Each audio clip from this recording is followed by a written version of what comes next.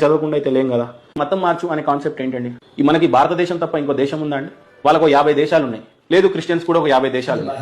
హిందువులు లేకుండా ఒక పక్క క్రిస్టియన్ సోదరులు వచ్చి హిందువులను మతం మార్చేయటం, మరో పక్క ఈ సిరాజ్ లాంటి వాళ్ళు అబద్ధపు వేదాలను చదివి దొంగ పండితులను పెట్టి దొంగ పాస్టర్లను తీసుకొచ్చి ఈయన ఈ రకంగా మతం మార్పిడి చేస్తుంటే భారతదేశంలో ఉన్న హిందువుల అస్తిత్వం ఏం కావాలి? భారతదేశంలో కొన్ని రోజులు పోతే ఈ మతమే లేకుండా పోతుంది. మనం మన లైఫ్ ని బతుకుతున్నాం అంతే. కానీ వీళ్ళు వచ్చి సగం మంది మతం మార్చేసి వాళ్ళు వచ్చి సగం మంది మతం మార్చేస్తే ఇంకా రేపు మన బిడ్డలు ఎక్కడుంటారు? పాటే don't believe anybody can convert anybody. Seriously? I don't believe that. I think that is a wrong conception, because faith is a matter of individual choice.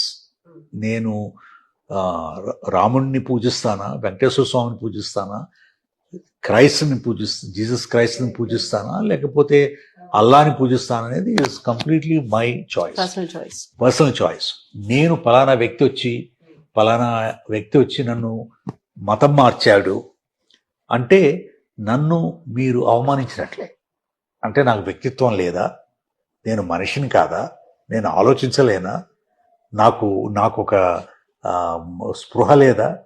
So నన్ను అంటే ఈ కన్వర్ట్ చేస్తున్నారు అనే ప్రజలు చెప్పడం అనేది ఇది చాలా హీనమైన విషయం నా ఉద్దేశంలో. ఎందుకంటే don't believe anybody can be converted by anybody. It's a choice people make. Choice, why do they make choices? Maybe దాంట్లో నాకు ఎక్కువ స్పిరిచువాలిటీ ఉండొచ్చు, పీస్ ఉండొచ్చు, నమ్మకం ఉండొచ్చు, ఫెయిత్ ఉండొచ్చు, నాలో మార్పు రావచ్చు. So it is an individual choice.